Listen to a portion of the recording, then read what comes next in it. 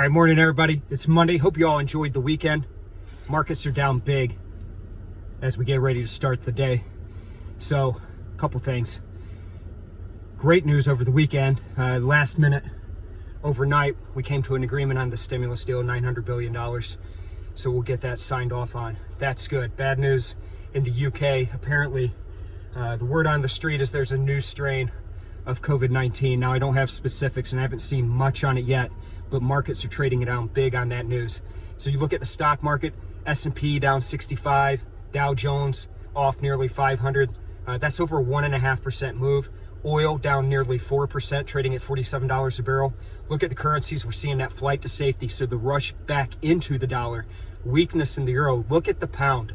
The pound just getting beaten around this morning, off nearly 2%. So a big move to the downside in the British pound. And we saw that run up last week on the hopes of a Brexit deal.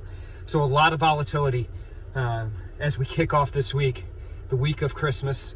Again, a shortened week. Markets closed on Friday.